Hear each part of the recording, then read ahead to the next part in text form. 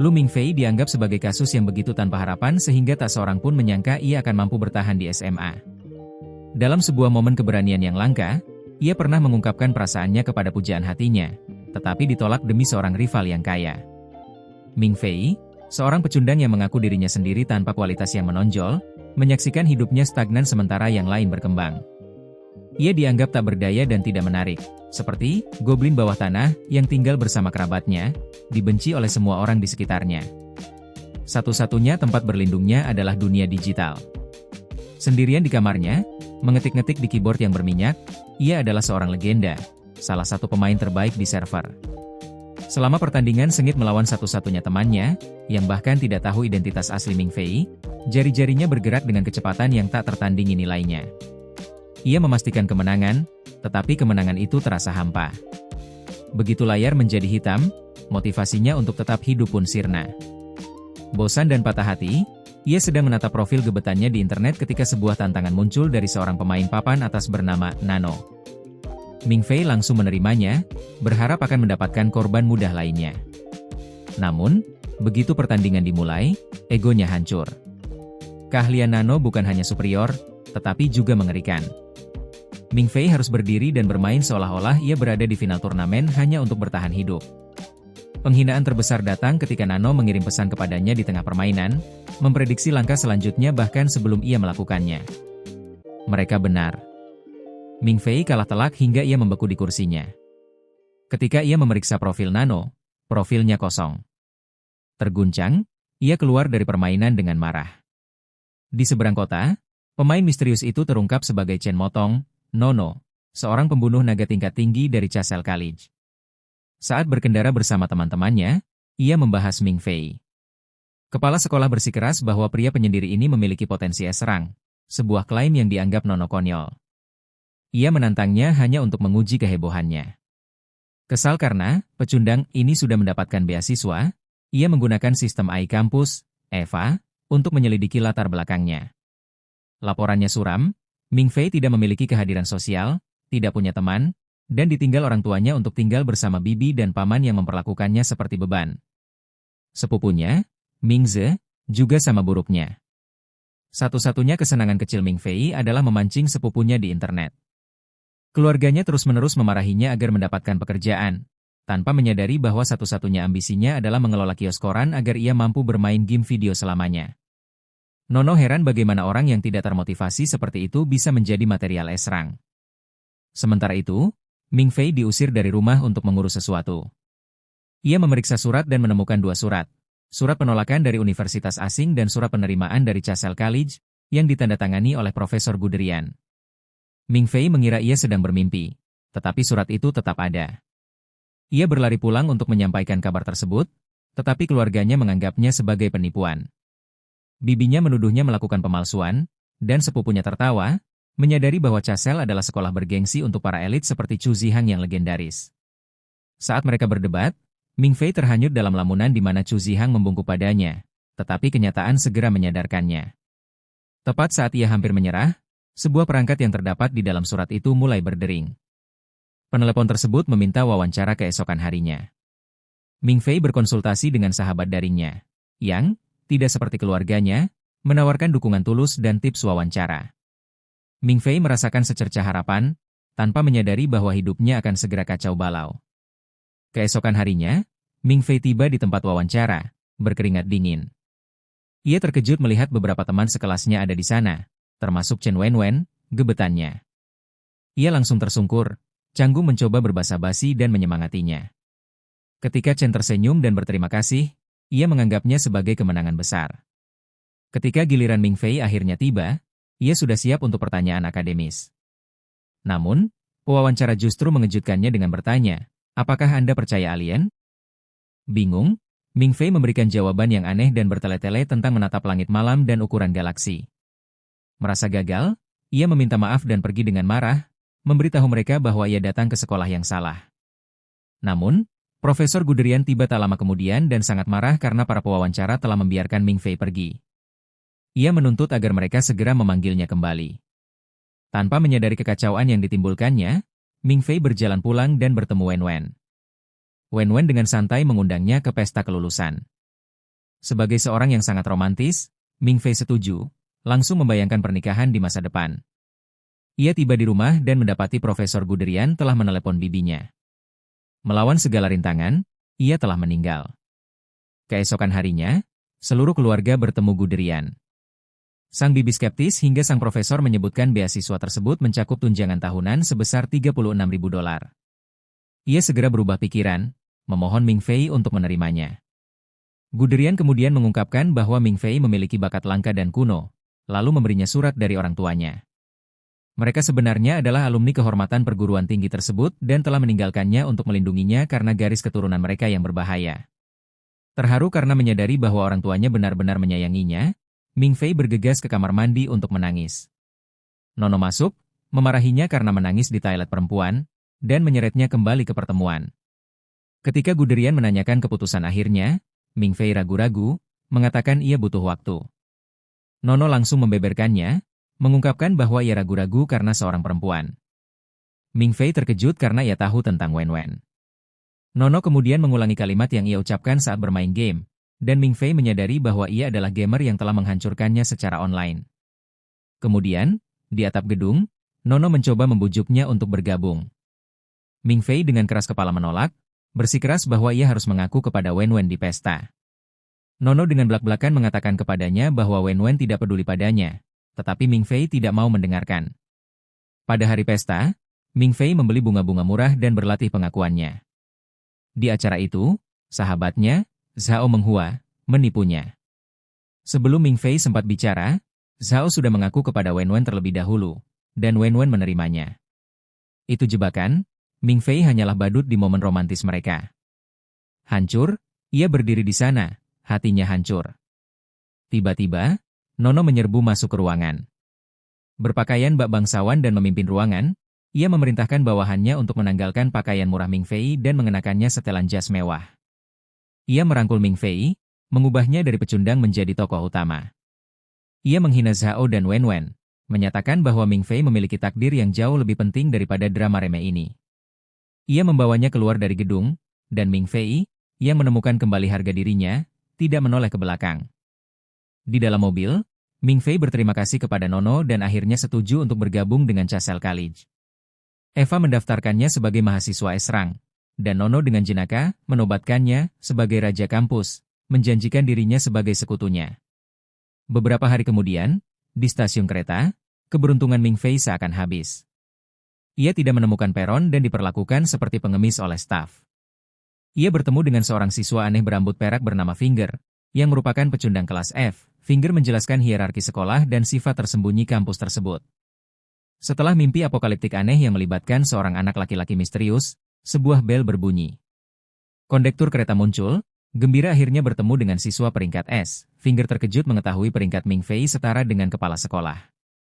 Ming Fei menggesek kartu pelajarnya, dan stasiun pun berubah, memperlihatkan peron tersembunyi. Saat kereta tiba, Profesor Guderian melompat keluar untuk menyambutnya. Begitu berada di dalam kereta, sang profesor mengungkapkan kejutan terakhir. Castle College bukan sekadar sekolah. Itu adalah akademi yang didedikasikan untuk membasmi naga. Ming Fei langsung merasa seperti terjebak dalam mimpi buruk. Anak laki-laki menyeramkan dari mimpi Ming Fei muncul kembali, menegaskan bahwa naga itu nyata dan menceritakan sejarah yang mendahului umat manusia. Ia menjelaskan bahwa ribuan tahun yang lalu, leluhur naga pertama, Kaisar Naga Hitam, Nidhogg, dibunuh di singgasananya. Mayatnya yang besar dibuang di gunung es, menandai dimulainya era baru. Manusia merayakan kemenangan itu dengan meriah, mengadakan pesta, ding-dong, sang naga telah mati, yang pertama.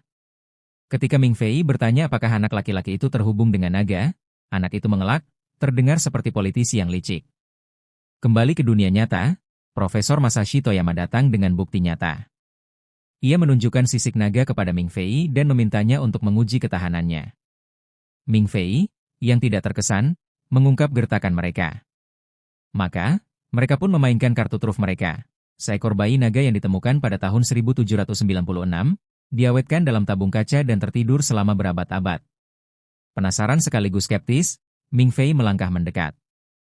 Tiba-tiba, makhluk itu membuka matanya, memukul-mukul kaca sebelum tertidur kembali. Ming Fei hampir mengotori dirinya sendiri.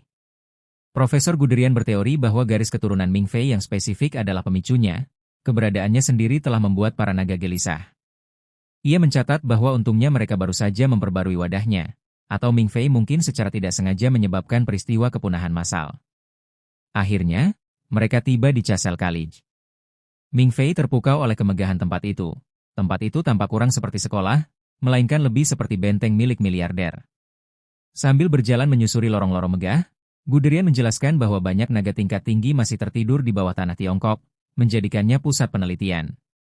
Menyadari kampus tampak sepi, Ming Fei bertanya di mana semua orang berada. Guderian membeku, lalu berteriak agar Ming Fei merunduk. Mereka langsung memasuki Hari Kebebasan, tradisi paling riuh di kampus, sebuah latihan perang tembak-menembak antara dua faksi yang berseteru, Lionheart Society, yang dipimpin Chu Zihang, dan Student Union, yang dipimpin Caesar Gattuso. Para mahasiswa berhamburan keluar dengan senjata mereka layaknya battle royale. Guderian tertembak di tengah penjelasan dan pingsan. Ming Fei berdiri terpaku di tengah baku tembak sementara pertempuran menyusut hingga hanya menyisakan dua pemimpin dan penembak jitu mereka.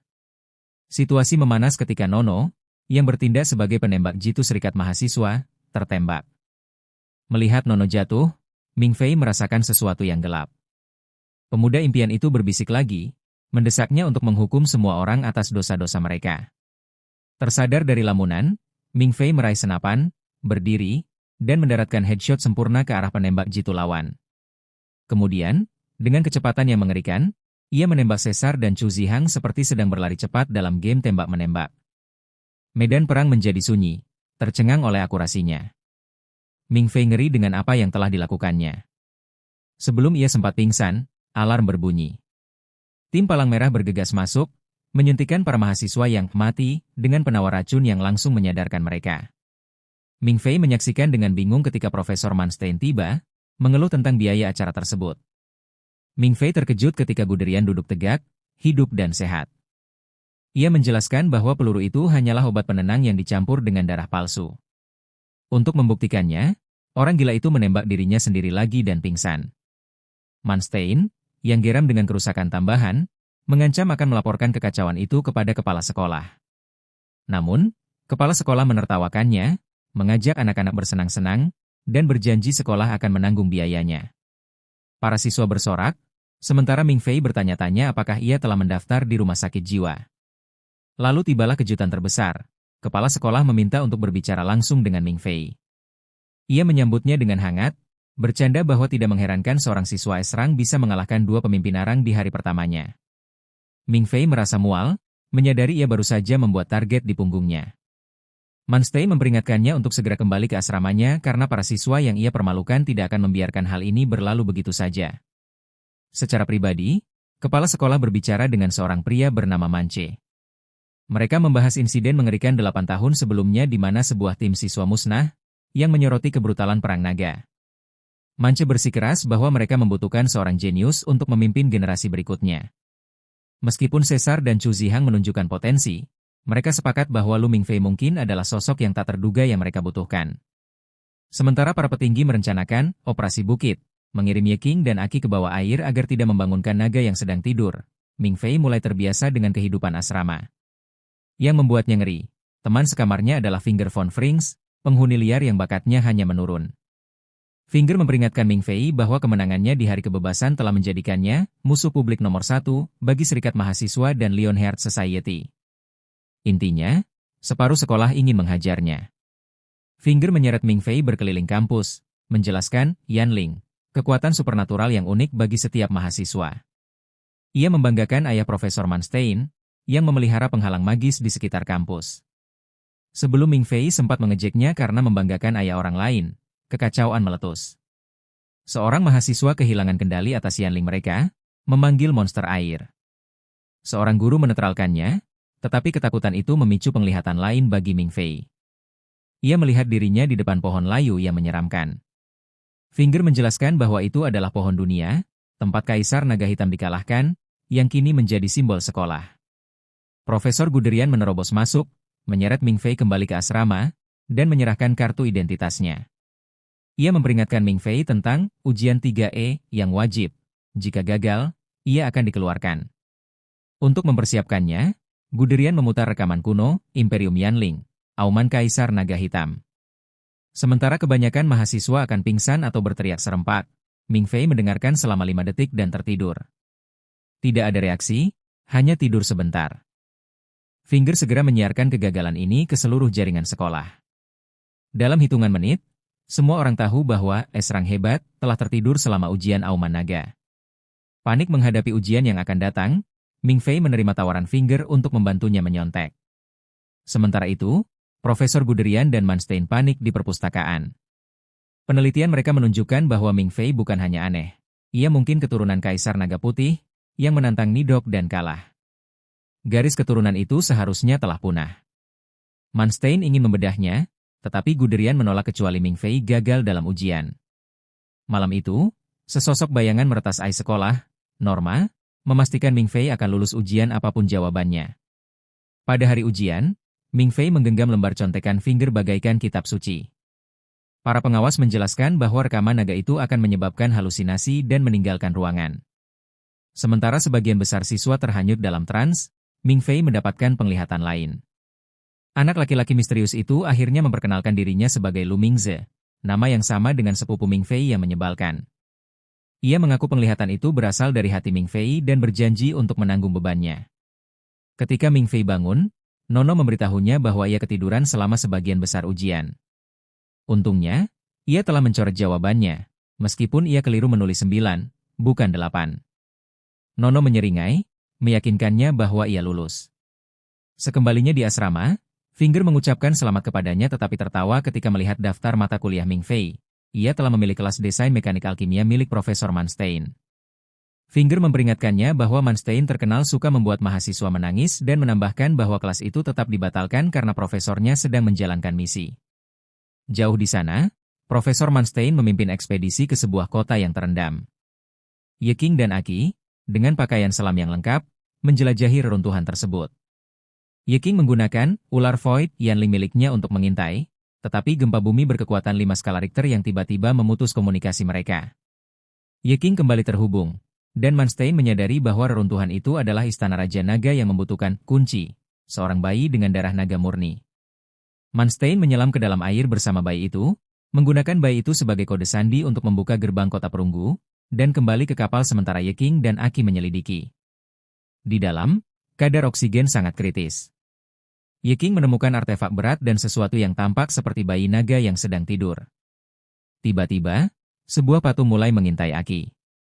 Ye Qing menembaknya, tanpa sengaja memicu sistem keamanan kota. Reruntuhan berubah menjadi labirin kematian, dan bayi naga itu terbangun, memicu penguncian. Kembali di kampus, alarm memanggil semua mahasiswa peringkat A. Ming Fei terhanyut ke dalam penglihatan lain di mana Lu Mingze memperingatkannya akan bahaya dan memberinya kode curang untuk membuka peta.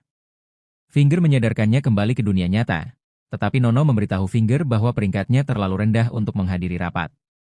Di dalam aula, para profesor menjelaskan bahwa Ye Qing dan Aki terjebak dan para mahasiswa perlu memecahkan kode teks naga untuk menyelamatkan mereka.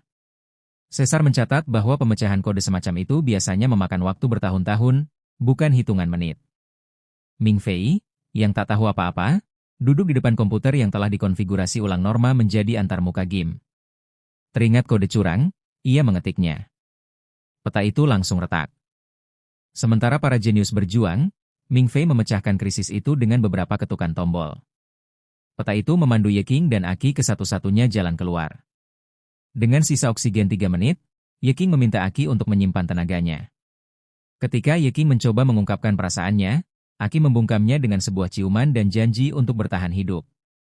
Namun, Manstein menyadari mereka salah menghitung pasokan oksigen. Mereka punya cukup oksigen untuk melarikan diri dari reruntuhan, tetapi tidak untuk mencapai permukaan. Ia memerintahkan sekoci penyelamat dikerahkan.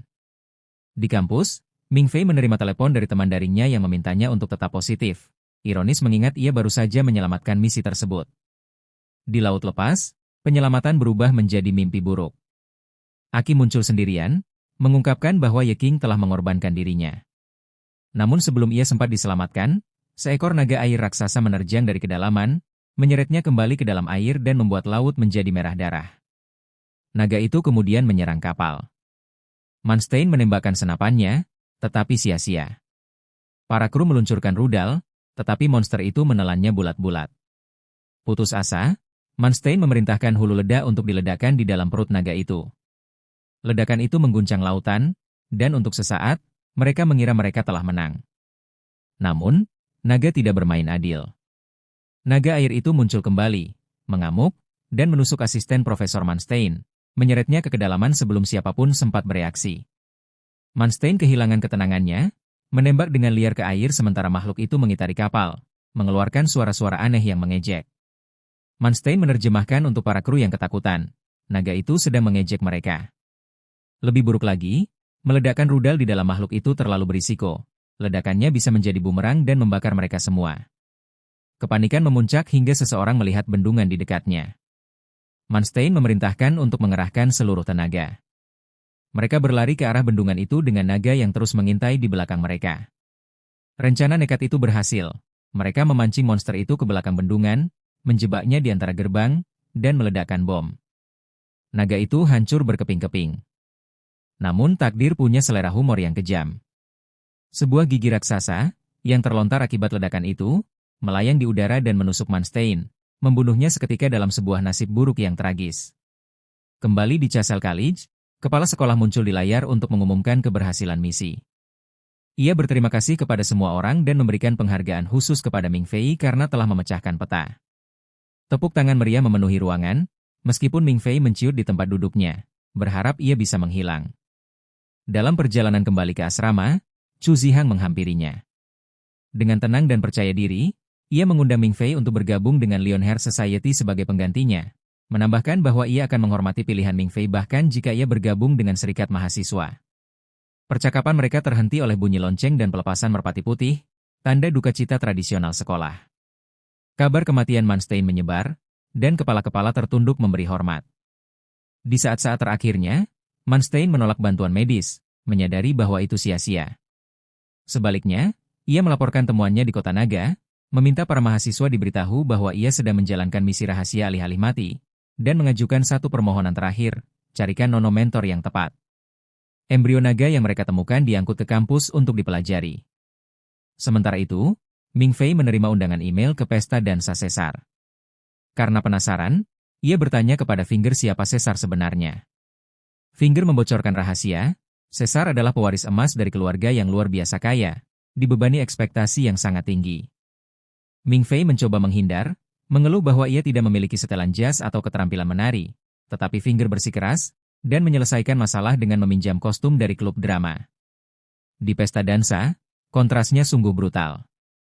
Acara Caesar begitu elegan, kelopak mawar, cahaya lilin, dan Caesar menyapa Nono bak pangeran dalam dongeng.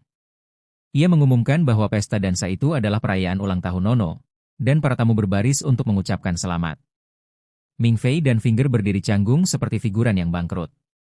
Finger berhasil berbaur, tetapi Ming Fei mengubah lantai dansa menjadi sandiwara komedi, tersandung kakinya sendiri. Nono diam-diam meminta Caesar untuk bersikap lunak pada Ming Fei agar tidak mendorongnya ke Lionheart Society. Caesar menyeringai, mengklaim ia punya caranya sendiri. Ia membungkam aula dengan pidato karismatik tentang kesetiaan dan kebesaran, menggalang massa untuk meneriakan namanya. Kemudian, sebagai seorang manipulator, ia menyudutkan Ming Fei, mengundangnya untuk bergabung dengan serikat mahasiswa. Ming Fei mengulur waktu, tetapi Caesar mendesaknya untuk meminta sebuah lagu dan mengambil alih pidato. Tiba-tiba, pemain biola pirang dari ujian 3E melangkah maju. Ia meletakkan biolanya, mengulurkan tangan, dan membimbing Ming Fei ke lantai.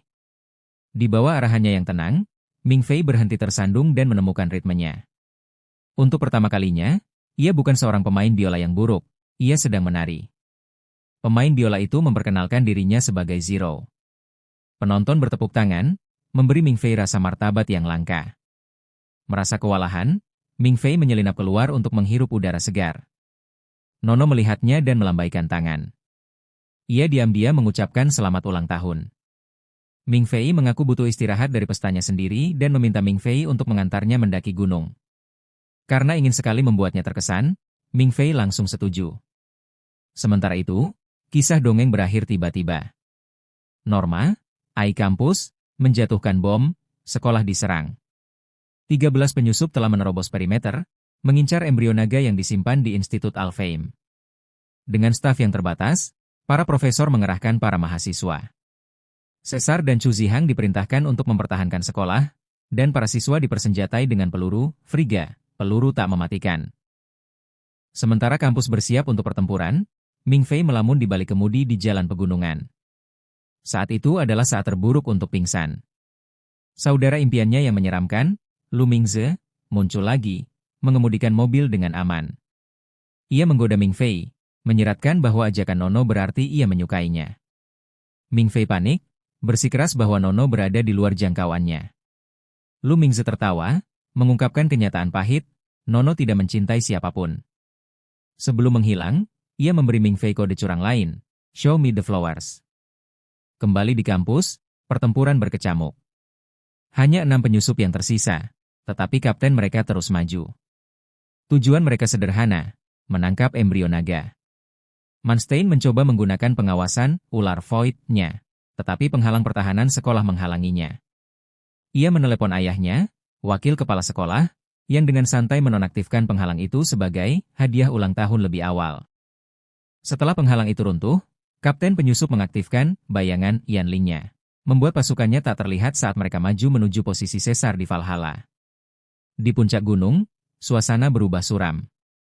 Ketika Ming Fei menyampaikan belasungkawa untuk Ye Qing dan Aki, Nono mengungkapkan rahasia lain, Profesor Manstein juga telah tiada.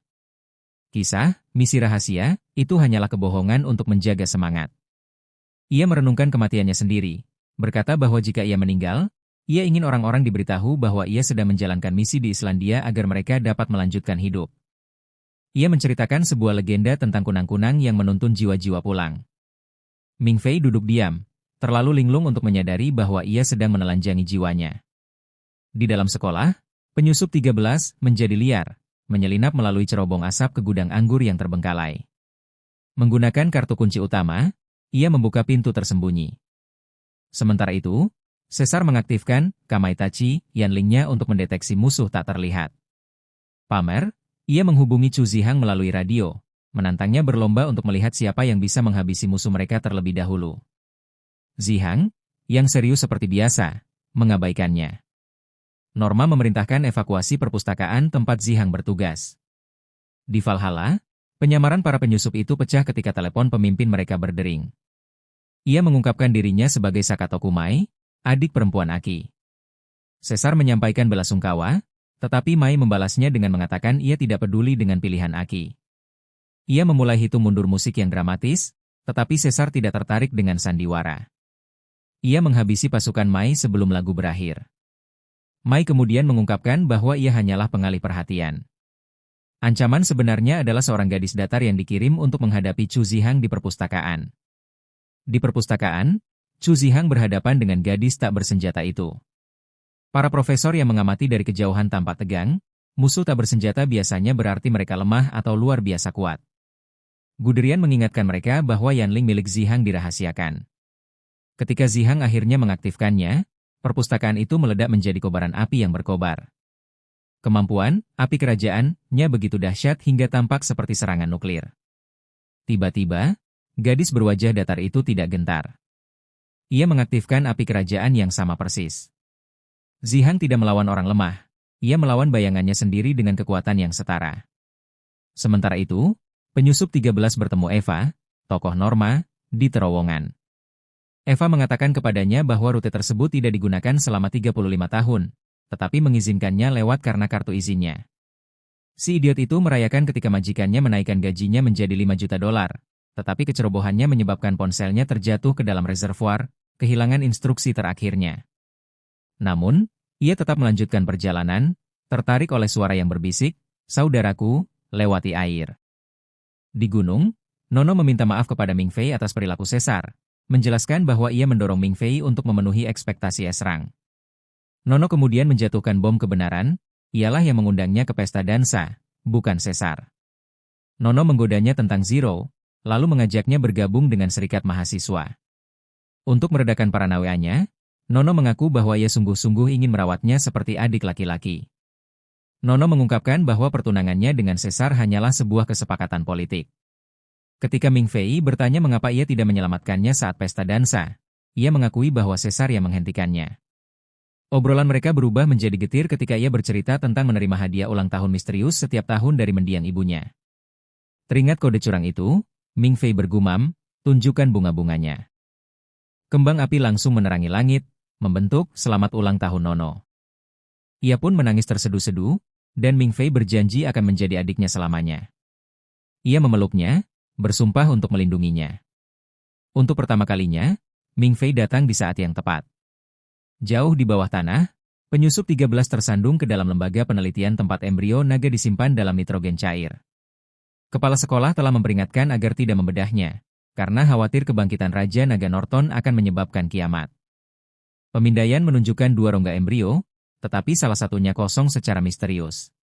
Ketika seorang peneliti mencoba membelahnya, kepala sekolah memaksa evakuasi dengan todongan pisau. Setelah staf itu kabur, penyusup 13 masuk. Ia mencoba mencuri vas itu, tetapi mulai berhalusinasi mendengar suara perempuan memanggilnya, saudaraku. Terguncang, ia kabur, tanpa sengaja menjatuhkan botol dari sakunya. Ia tidak tahu bahwa itu adalah instruksi terakhirnya. Tuangkan larutan ke vas untuk mengeluarkan naga itu. Setelah ia pergi, seorang asing berkerudung mengambil botol itu, menuangkannya ke atas vas, dan menambahkan darahnya sendiri, menyatakan bahwa naga itu sekarang milik Nidok. Di gereja, duel Caesar dengan Mai memanas. Dengan arogan, ia menantang Mai untuk mendaratkan 3 pukulan agar menang. 2 percobaan pertama Mai gagal melawan pertahanan Caesar. Melanggar aturan, Mai mengeluarkan pistol. Namun, sebelum ia sempat menembak, bisikan seorang anak memicu ledakan di dalam gereja. Caesar menyatakan hasilnya seri. Mai dengan marah membantah. Di TKP, mereka menemukan jejak kaki yang meleleh dan lubang yang membakar dinding. Mai memperhatikan suhunya sesuai dengan suhu matahari. Caesar menyadari Yanlingnya tidak mendeteksi penyusup karena makhluk itu tidak memiliki detak jantung. Mereka tidak sedang melawan manusia. Di jalan pegunungan, Ming Fei panik ketika mobilnya menyala sendiri dan melesat kembali ke kampus. Nono memeriksa pesan suara Caesar dan mendengar peringatan invasi. Ming Fei ingin menangis, tetapi Nono tetap tenang, percaya pada Caesar dan Zihang untuk mengatasinya. Spoiler, mereka hampir tak bisa bertahan. Di sekolah, gadis bertopeng dan Zihang menemui jalan buntu. Seorang profesor memperhatikan bahwa gadis itu tidak berusaha menang, ia hanya mengulur waktu. Sementara itu, penyusup 13 mencoba melarikan diri dengan sepeda. Guderian memerintahkan tembakan, tetapi penyusup yang ceroboh itu menghindari setiap tembakan hingga mobil Ming Fei menabraknya. Ketika 13 mengeluarkan pisau, keduanya membeku. Itu adalah Old Tang, teman dari Ming Fei. Mereka berpura-pura menyandera untuk membantu Tang melarikan diri, tetapi rencana itu gagal ketika seorang anak laki-laki misterius yang diliputi api mendarat di mobil mereka, berteriak, "Kakak!" Ming Fei menginjak gas hingga batas bawah. Para profesor menyadari peluru meleleh saat mengenai anak laki-laki itu. Anak itu melepaskan ledakan, api kerajaan, yang dahsyat, menghentikan duel antara Zihang dan gadis yang berwajah datar itu. Menyadari Tungku berjalan adalah ancaman yang sebenarnya, mereka berhenti berkelahi. Gadis itu mengungkapkan bahwa anak laki-laki itu telah dilepaskan secara tidak sengaja, dan Zihang menyetujui gencatan senjata sementara. Manstein memanggil ayahnya untuk memasang kembali penghalang, tetapi wakil kepala sekolah membocorkan kebenaran, penghalang itu tidak berguna. Anak itu bukan sembarang orang. Dia adalah Raja Naga generasi pertama, Raja Perunggu dan Api. Permainan berakhir. Mai melaporkan deskripsi anak laki-laki itu kepada atasannya, yang menyadari bahwa anak laki-laki itu bukanlah Norton, melainkan saudaranya, Konstantine. Lebih parah lagi, ia tidak tahu bagaimana anak itu dibebaskan. Konstantine berkeliaran di kampus, menangisi saudaranya seperti anak hilang. Ming Fei, Nono, dan Tang Tua bersembunyi. Tang mengaku sebagai pemburu daring yang disewa untuk mencuri vas itu, tanpa menyadari bahwa itu adalah sekolah Ming Fei. Mereka menyadari bahwa Konstantine telah menetas dari vas itu. Finger menemukan mereka dan langsung berteriak, membocorkan posisi mereka. Konstantine berbalik ke arah mereka, dan mereka pun lari.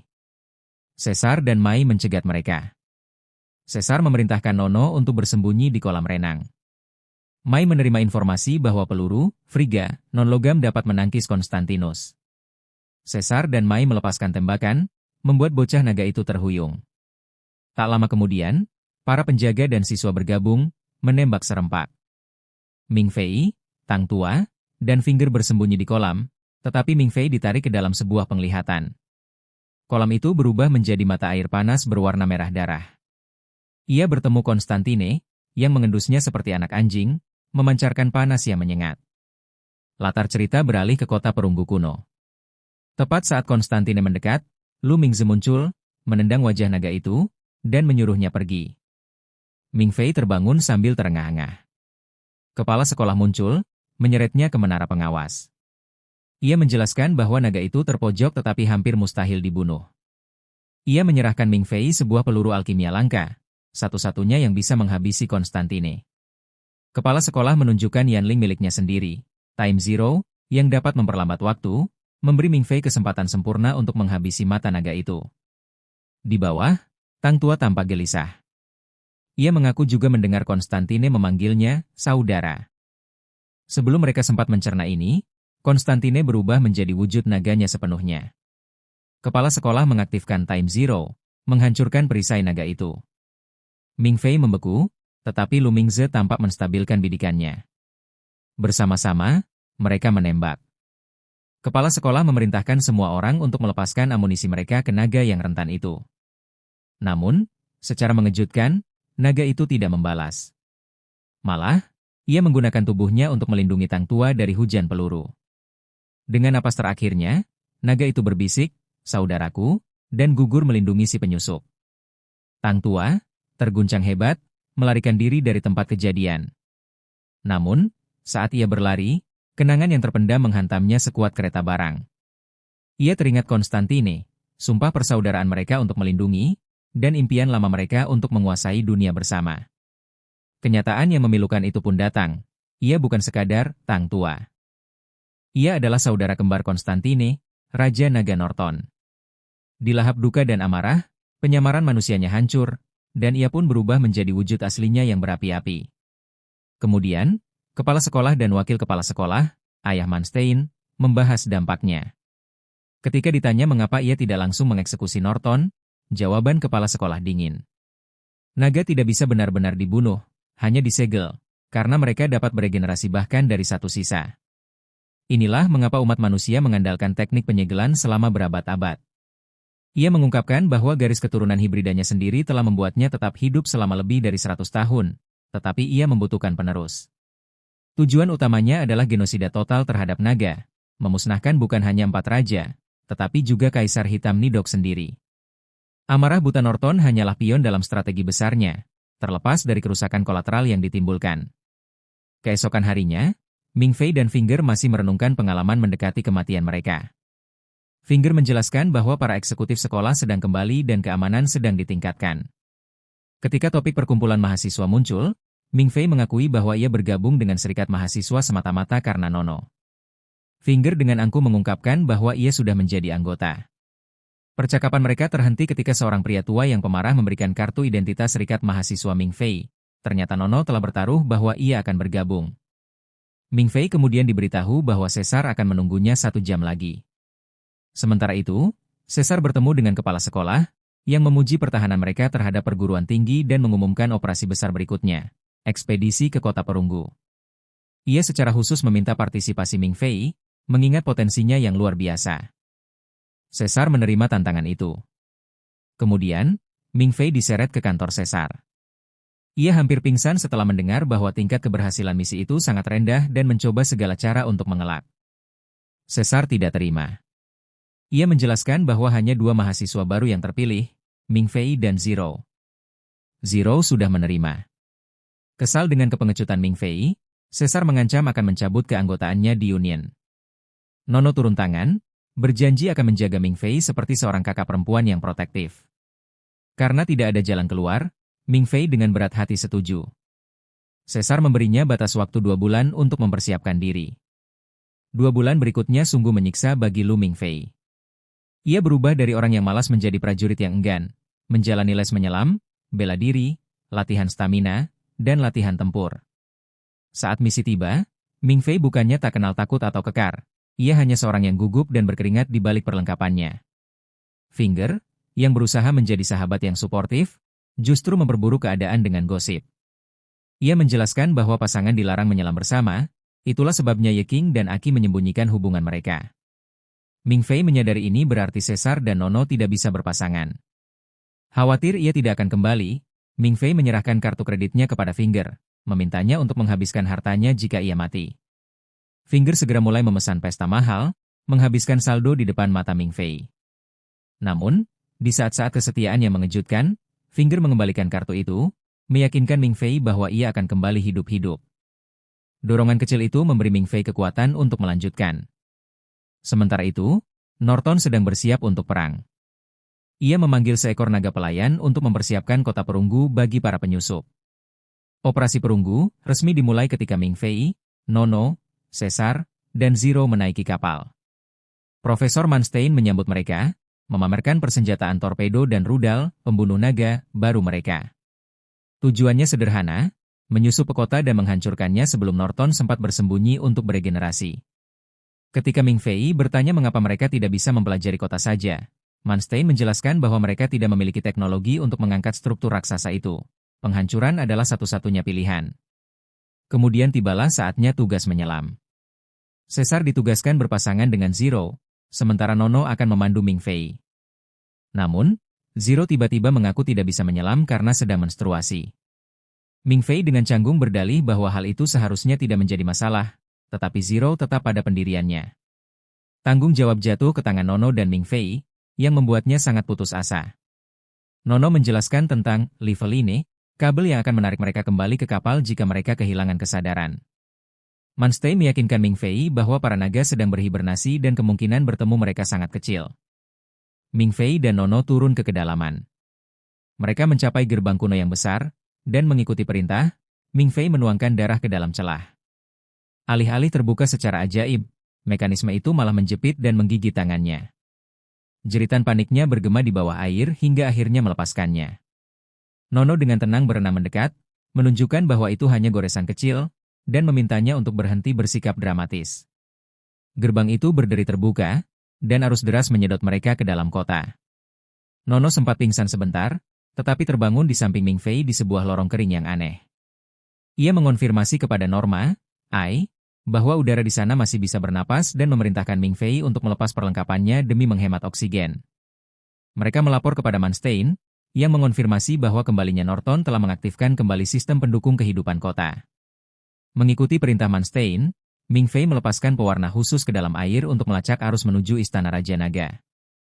Semakin mereka menjelajah, kepengecutan Ming Fei semakin menjadi-jadi pada setiap patung yang menyeramkan. Nono memutar bola matanya dan menyebutnya pengecut. Untuk mengalihkan perhatiannya, ia menjelaskan kisah kelamnya. Sebuah suku kuno telah mengorbankan hasil panen, ternak, dan gadis-gadis untuk Norton. Tetapi sang raja yang tak tahu berterima kasih tak pernah muncul, meninggalkan suku itu untuk punah. Jejak pewarna berakhir di pilar perunggu tempat Ye Qing dan Aki tewas. Karena sangat ingin pergi, Ming Fei menyarankan untuk menanam bom di sana. Nono menolak, instingnya mengatakan bahwa ini adalah istana tipuan. Ia menipu Ming Fei agar mengenakan kembali topengnya, lalu mendorongnya kembali ke air untuk melanjutkan pencarian.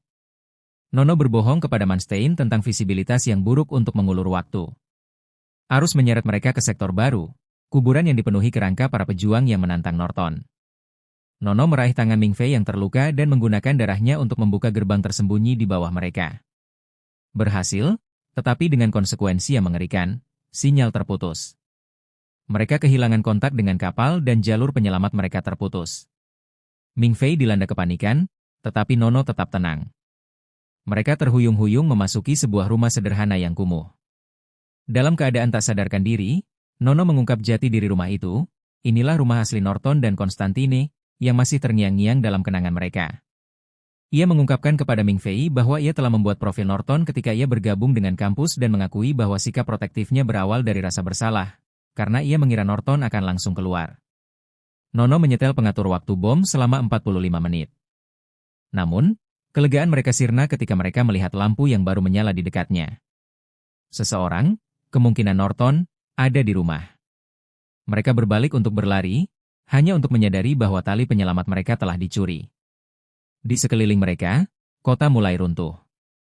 Berlari kembali menuju titik masuk mereka, Ming Fei dan Nono mencapai gerbang lain. Sebelum menghadapinya, mereka berbagi momen kejujuran yang langka. Ming Fei mengaku tidak pernah menulis surat perpisahan karena ia dengan arogan yakin akan kembali hidup-hidup. Nono, yang lebih rapuh dari sebelumnya, mengakui bahwa ia juga tidak menulis surat perpisahan, bukan karena percaya diri, tetapi karena ia yakin tidak akan ada yang peduli jika ia mati. Ming Fei menyinggung Caesar, tetapi Nono menepis gagasan itu dengan dingin, mengklaim bahwa ia akan pergi dengan mudah. Tanpa kata-kata lagi, Ming Fei mengiris tangannya lagi, mengaktifkan gerbang itu dengan darahnya. Di kapal, Manstein dengan murah menyimpulkan bahwa pasangan itu kemungkinan besar sudah mati. Caesar membentak, menuntut penyelaman-penyelamatan, tetapi Manstein mengingatkannya bahwa misi mereka bukan untuk menyelamatkan sejoli, melainkan untuk menghancurkan Raja Naga. Di bawah tanah, harapan mencapai titik terendah ketika Ming Fei dan Nono menemui jalan buntu. Nono mengakui hanya keajaiban yang bisa menyelamatkan mereka sekarang. Tepat saat Ming Fei hampir putus asa, ia teringat kode curang Lu Mingze. Dengan putus asa, ia mengaktifkannya.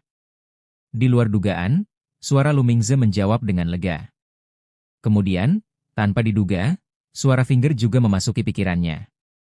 Panik, Ming Fei memohon kepada Finger untuk memeriksa peta kota perunggu dan membimbing mereka.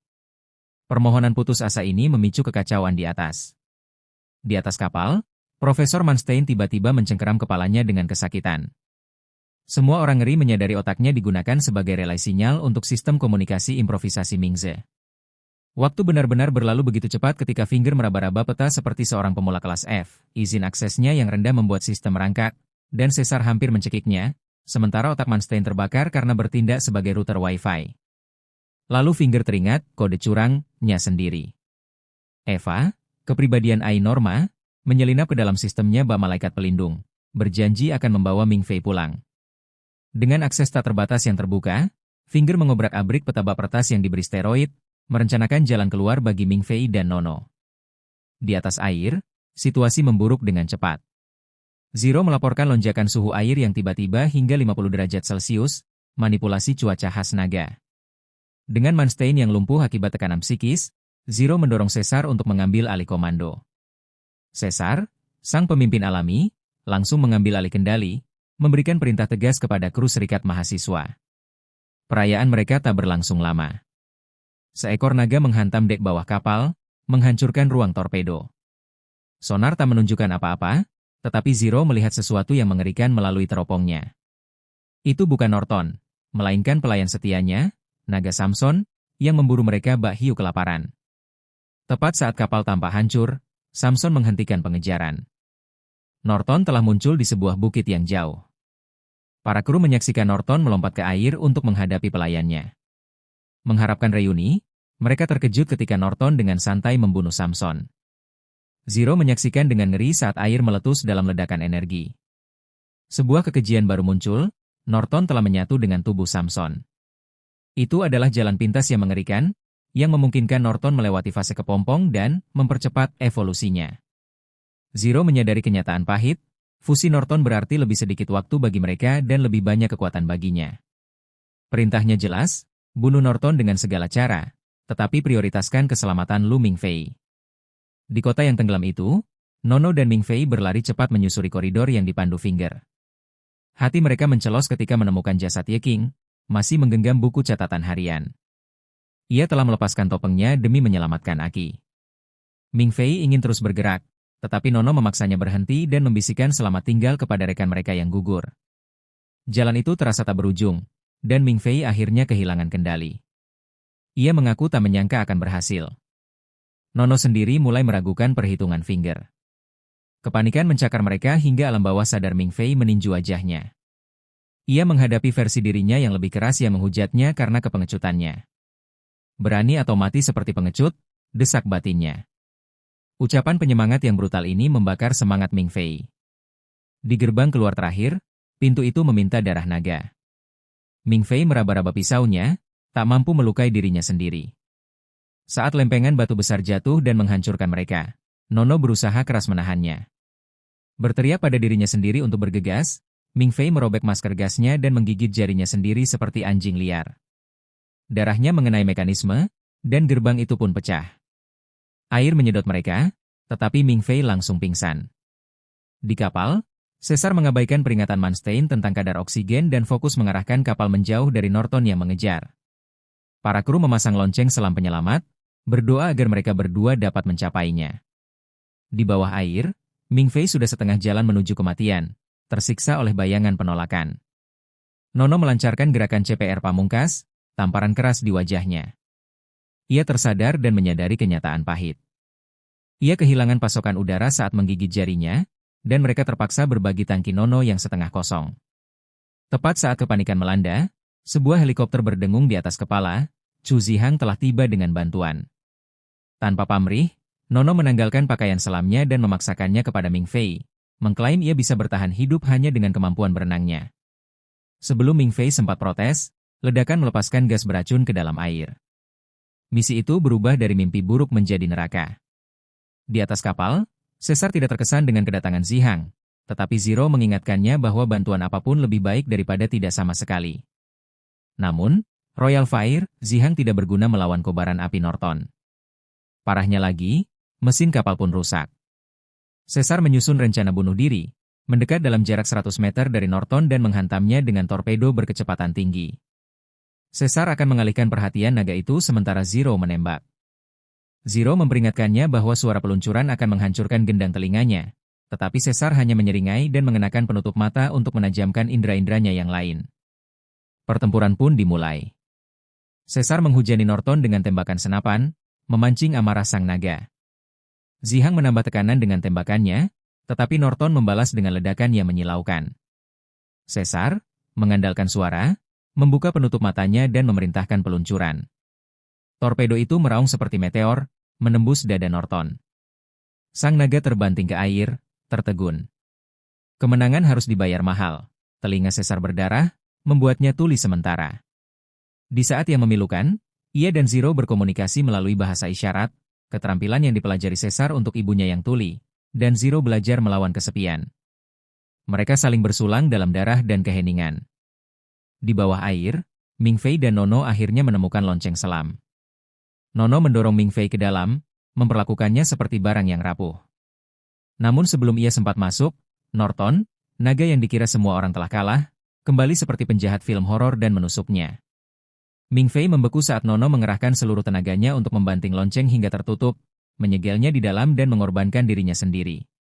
Terjebak di dalam lonceng, Ming Fei hancur saat melihatnya bersimbah darah. Dalam dukanya, ia terhanyut dalam sebuah penglihatan di atas rakit bersama Lu Mingze. Awalnya, Ming Fei mendorong iblis itu menjauh, tetapi ketika Mingze menawarkan diri untuk menyelamatkan Nono, Ming Fei mendengarkan. Ia mengakui bahwa ia telah berpura-pura menjalani hidupnya dan bahwa Nono adalah satu-satunya yang membuatnya terus bergerak. Mingze dengan brutal membalas bahwa Nono hanya mengasihaninya. Hancur, Ming Fei memohon agar nyawanya diselamatkan. Mingze menawarkan kesepakatan. Ia akan menyelamatkan Nono dan memberi Ming Fei kekuatan untuk melawan Norton, tetapi dengan mengorbankan seperempat nyawa Ming Fei untuk setiap ceat yang digunakan. 4 kali penggunaan, dan jiwanya menjadi milik iblis. Ming Fei menandatangani kontrak tanpa ragu. Bahkan Mingze terkejut dengan kebodohannya. Kembali ke dunia nyata, Ming Fei terbangun dengan kekuatan yang melonjak. Ia menyembuhkan luka Nono, mengamankan topengnya, dan mengirimnya ke atas lonceng. Setelah Nono aman, Mingze mempersiapkannya untuk pertarungan. Ia mengungkapkan bahwa kotak yang ditemukan dari Ye King berisi 7 dosa, 7 senjata mematikan yang dibuat Norton untuk membunuh Raja Naga lainnya. Mingze menyarankan Ming Fei untuk membungkam Norton terlebih dahulu agar dia tidak bisa mengeluarkan mantra. Ming Fei memanggil kotak itu dan mengambil 2 senjata. Mingze mengejek bahwa Norton memilih yang terlemah, tetapi itu sudah cukup. Ming Fei menyerang Norton. Senjata-senjata di tangannya berubah bentuk, dan ia mendaratkan serangan telak di mulut Norton. Namun, pertarungan di bawah air itu sulit, dan Norton menang. Mingze turun tangan, menstabilkan langkah Ming Fei dengan ceat. Kini sebagai seorang pejuang, Ming Fei melawan sang pencipta dengan senjatanya sendiri. Para awak kapal menyaksikan dengan ngeri ketika sonar menunjukkan Ming Fei terkunci dalam pertarungan maut dengan Raja Naga. Norton mundur untuk menyusun kembali strategi. Ming Fei terhuyung, bertanya-tanya siapa yang akan meratapinya. Mingze menariknya kembali untuk menyemangatinya, mengungkap titik lemah Norton, tubuh seperti manusia yang bertengger di kepala naga. Dengan Yanling barunya, Ming Fei menemukan kelemahannya. Ia menyerang dengan keras, mengincar nyawa lawan. Namun ia membeku. Wajah di naga itu bukan hanya Norton, melainkan Oltang, temannya.